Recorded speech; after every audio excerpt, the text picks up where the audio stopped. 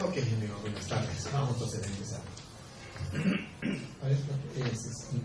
Vamos a hablar sobre el segundo módulo de capacitación que nos han solicitado, es tener claro cómo vamos a trabajar esta etapa de inclusión y participación en el sistema de gestión de seguridad y salud en el trabajo del aula. ¿De acuerdo? A todos nosotros. Hoy día vamos a conversar sobre la elaboración de la matriz, el ICA, la elaboración del mapa de riesgos. Vamos a hablar sobre investigación de incidentes y enfermedades del trabajo. Vamos a conversar sobre el programa de respuesta a emergencias y la capacitación en seguridad y salud en el trabajo. Esos son los temas que vamos a conversar. Ahí tienen ustedes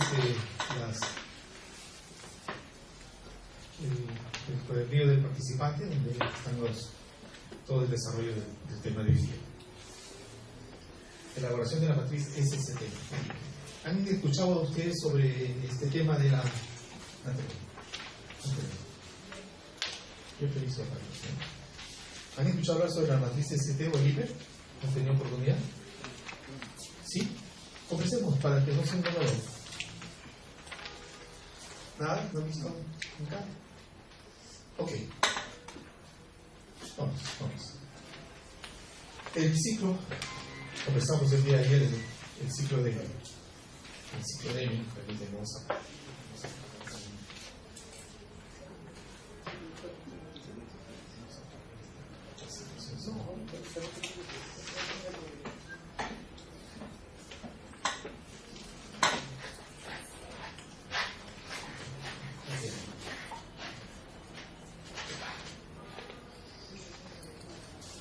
ahí hablamos sobre el ciclo de Deming. ¿Se acuerdan ustedes?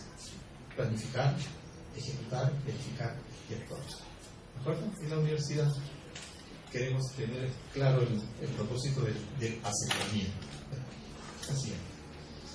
¿Se acuerdan ahí la fuente de las pérdidas? Conversábamos sobre la fuente de las pérdidas. Decíamos ayer que la fuente de las pérdidas son las que mencionamos, relativas referentes al ambiente laboral, máquinas, equipos, herramientas, los materiales que se manipulan y las personas. Conversábamos sobre la importancia de la causalidad de pérdidas, el efecto dominó, y también sobre el análisis de riesgo, ¿no? ¿Cuál es el enfoque? Causa-efecto. Y teníamos claro que cuando atacábamos las causas raíces, nosotros podíamos aplicar medidas preventivas y evitábamos un suceso, un tema de enfermedad. Y también decíamos que si se da el suceso, con medidas de protección vamos a minimizar el efecto. Y aún no hablábamos de las consecuencias, ¿no? Con la mitigación, con medidas de mitigación, o lo que se conoce como plan de contingencia.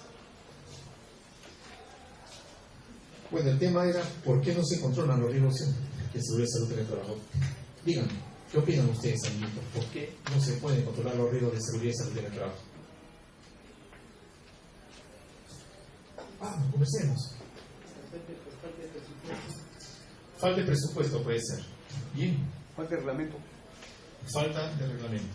Más que nada, falta de conocimiento. Falta de conocimiento, el saber. ¿Algo más?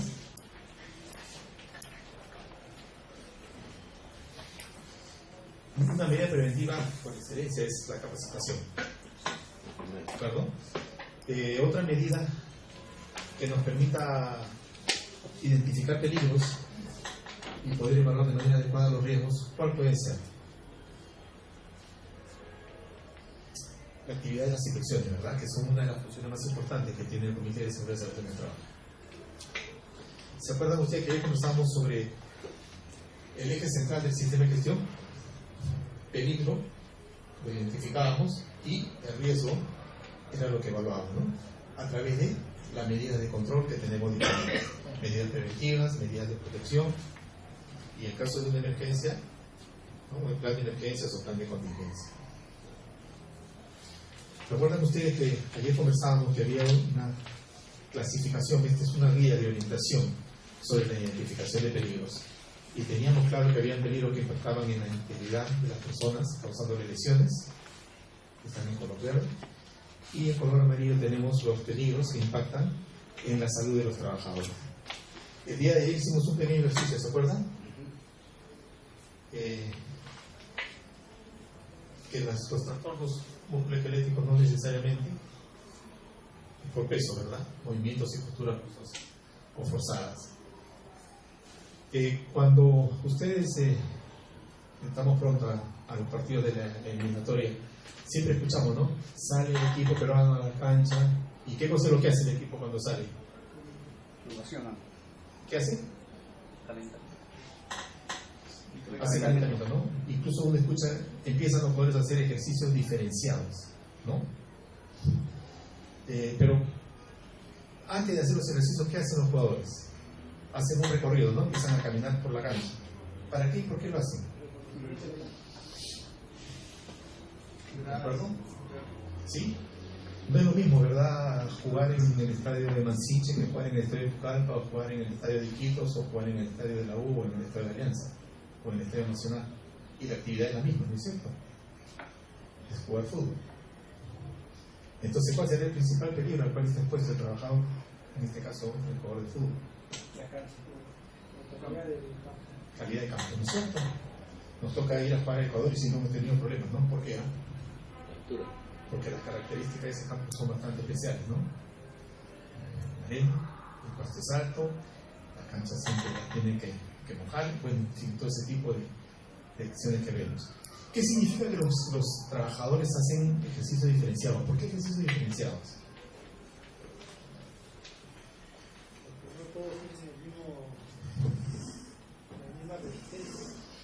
Ok, el arquero, ¿qué es lo que hace? Porque son puestos de trabajo, ¿no es cierto? Hay un arquero, un defensa, un volante y un delantero. Son los puestos de trabajo en el campo, ¿no? Entonces, este puesto de trabajo tiene funciones. Cada uno tiene su rol. ¿Qué hace el arquero?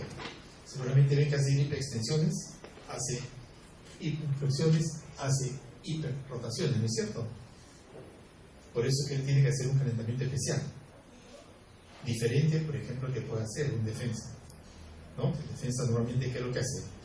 Pero la pelota sale y simplemente despeja, ¿no es cierto? ¿De acuerdo?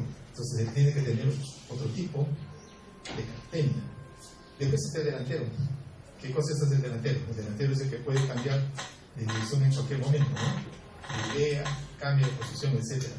Entonces, tiene un tema importante de calistenia. ¿Están convencidos de ello? ¿Han escuchado hablar de pausas activas?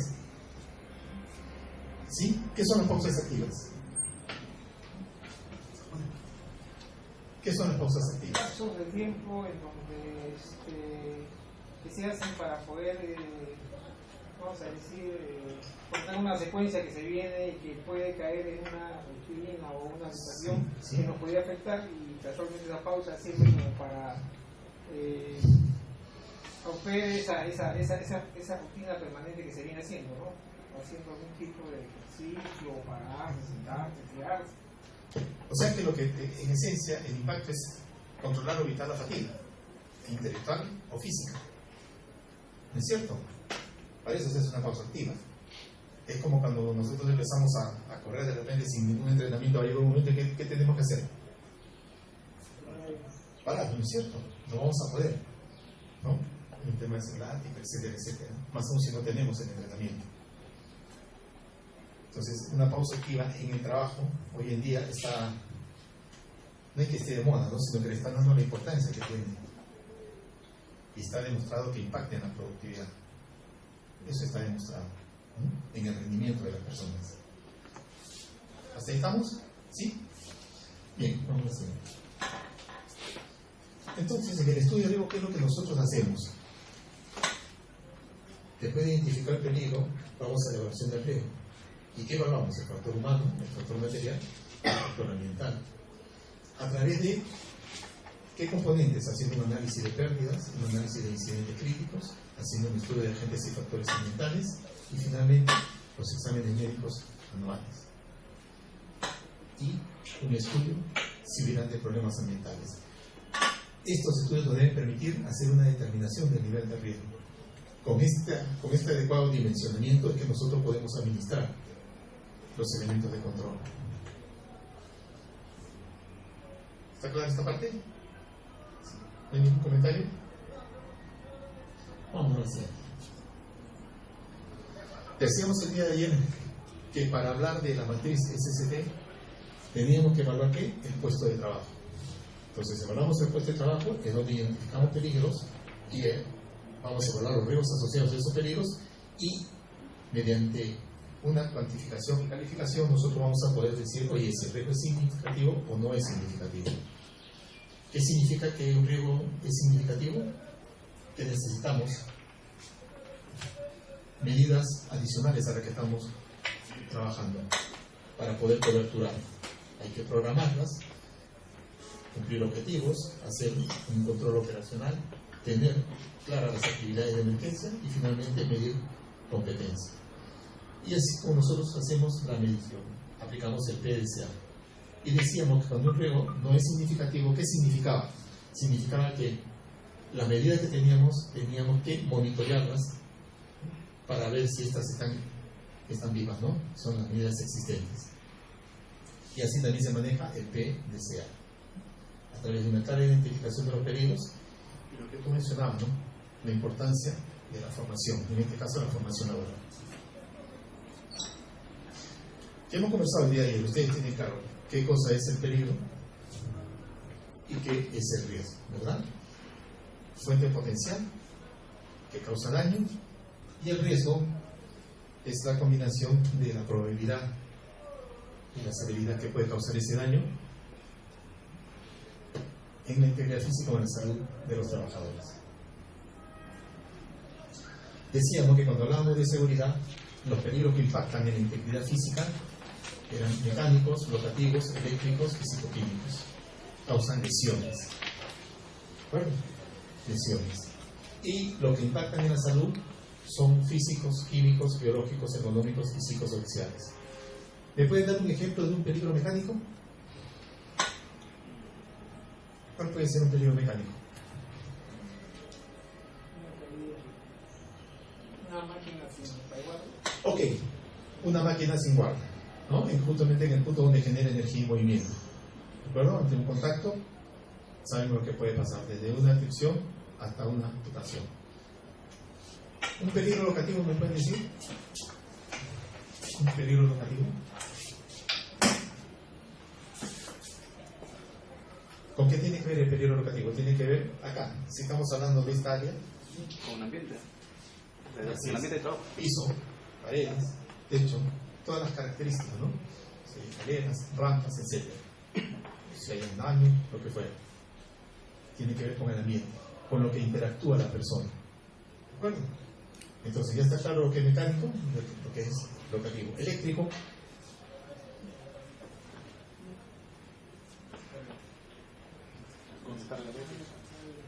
Una filtración sin protección. Ok, entonces podemos decir que los peligros pueden ser directos, si es que yo voy a enchufar.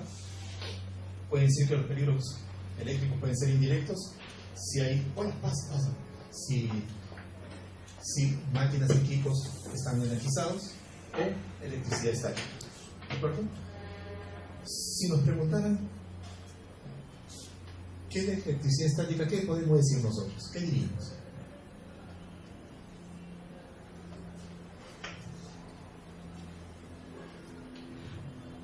¿Qué podemos decir?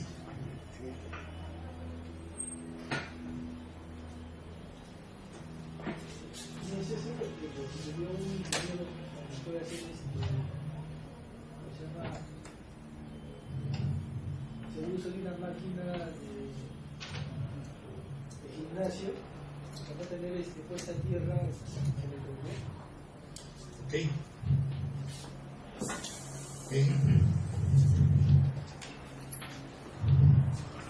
No sé si ustedes recuerden cuando estaban en el colegio, en quinto año, cuando nos hablaban de cargas electrostáticas y el profesor agarraba, por ejemplo, su peine,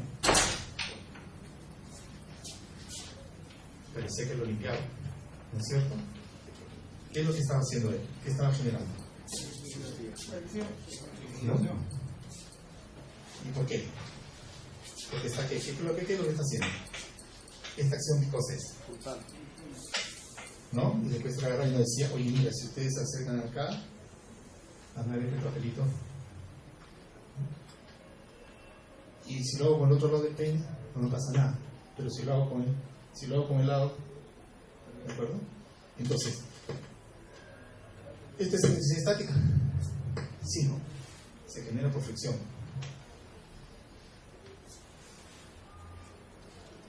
Por eso que a veces cuando vamos a la sierra incluso nos ponemos ropa o a la hora que nos sacamos, etcétera, se ven cierto destello, ¿no? Pues hay energía estática. Entonces es lo que nosotros tenemos que tener claro para poder dimensionar el problema cuando hablamos de peligro eléctrico. Los peligros físico-químicos, todos los materiales que existen en el mundo, todos se pueden incendiar, ¿verdad? Acá tenemos amigos en el cuerpo bombero. No hay material en el mundo que no se pueda incendiar, ¿no es cierto? Solamente requiere que tenga su temperatura y emisión, nada más. Eso es todo, ¿de acuerdo? Indudablemente que no es lo mismo la temperatura de emisión del papel que de la madera o de un fluido como un gas, ¿no? Por ejemplo, el GLP. ¿Me pueden dar un ejemplo de un peligro que impacta en la salud que sea de naturaleza física? ¿Qué cosa es? Es una forma de energía que hay en un ambiente. Esa forma de energía, ¿cuál puede ser?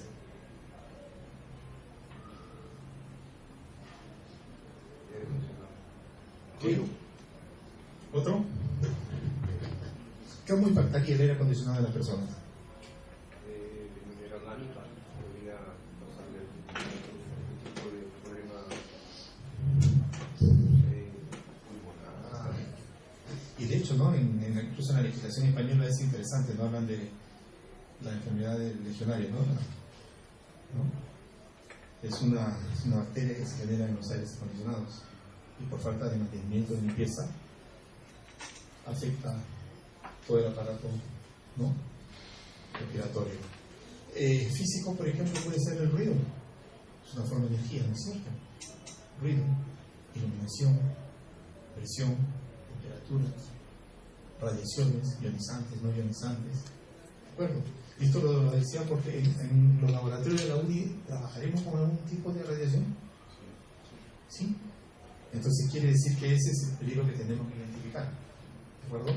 En la mayoría de ambientes de la UNI puede haber un tema de iluminación eficiente. Significaría que estamos, ¿no?, en puertas de un peligro. Químicos. Ese material, ¿no?, que está en forma particular, gas, vapor, humo, etcétera, etcétera. ¿De acuerdo?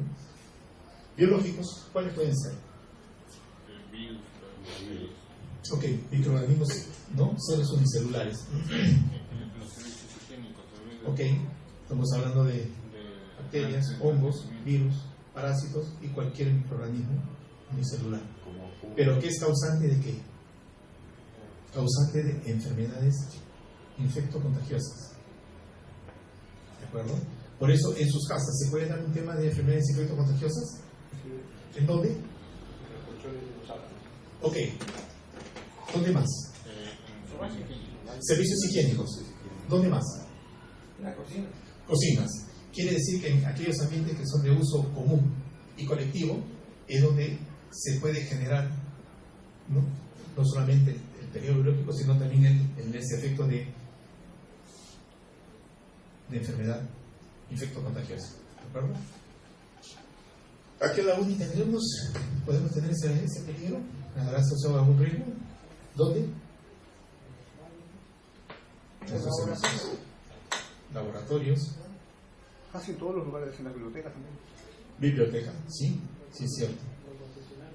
Entonces, ya en los concesionarios, sobre todo porque incluso se venden alimentos. Y un tema importante para el expendio de alimentos, ¿cuál es? La limpieza. Y desgraciadamente esos ambientes no tienen cómo lavar las manos o usar algún producto, ¿de acuerdo? En esos casos, ¿perdón? En esos casos se solicita el carnet de sanidad, ¿no? Y ellos para estar trabajando ahí ya deberían de presentar. Pero el carnet de sanidad es que le dice que la persona está sana. El problema es las acciones en sí que se desarrollan. Eso es lo que puede muchas veces propiciar, como más que la persona esté sana, las condiciones higiénicas en cómo se elabora o cómo se trabaja. Manipulan los... Eso va a ocasionar muchas veces Sí, Javier, gracias. Y va por ahí, va el tema, o sea, el tema de manipular, ¿no? Manipular de alimentos en las condiciones. Y es más, en qué condiciones incluso se guardan los alimentos. O sea, hay varios aspectos que seguramente vamos a tener que verificar y caminar por las distintas áreas a quienes nos toque ver el tema de servicios de alimentación. ¿De acuerdo? ¿Hay gimnasios en la uni? Sí, y el primario. Ok. Bien. Después tenemos el tema ergonómico, que hemos hablado ayer y hicimos un ejercicio. El psicosocial, Sí, sí. ¿no? La interacción entre nosotros como trabajadores, ¿no? No importa el nivel. ¿De acuerdo? Y desafortunadamente es uno de los peligros que menos atención se le da, siendo uno de los más importantes. Pero vamos a trabajar. Entonces, en esta elaboración de la matriz, ¿qué es importante? La identificación de peligros debe tener como propósito determinar de manera proactiva todas las fuentes, situaciones o actos o combinaciones que pueden surgir de las actividades de la organización y que son potencialmente dañinos en términos de daño, porque pueden generar lesiones o deterioro en la salud de las personas. Durante el proceso de identificación de peligros se debe considerar toda fuente de información o elementos de entrada. Eso es lo que tenemos que hacer, ¿no? Tener claro todas esas fuentes potenciales, ¿no?, de daño, peligros. Y esta información sobre instalaciones, procesos y actividades de la organización, ¿qué cosa incluye? Incluye el diseño del lugar de trabajo, por ejemplo, caminos peatonales, ruta de los vehículos, planos de desplazamiento, los diagramas de flujo de procesos, inventarios de materiales peligrosos, especificaciones de los equipos que se operan, especificaciones del producto, ¿no?, incluso fichas técnicas de seguridad. Ayer conversábamos y decíamos que cuando manejamos productos químicos hay un documento que es importante, ¿no? Los MSDS, ¿no es cierto? ¿Qué cosa es un MSDS? Una hoja de seguridad. Es una hoja técnica de seguridad. ¿Qué cosa contiene esta hoja? La información de los peligros. Información primero del producto. Información del todas producto. Las condiciones de afectación a la salud, al ambiente, a la persona y las acciones de primera respuesta, vamos a decir, ante una para emergencia, ¿no? Para atención. Gracias, amigo. Vamos. Entonces, nos dice también que en esta elaboración de la matriz debemos ver en estos procesos que vamos a identificar peligros aquellas situaciones rutinarias y no rutinarias.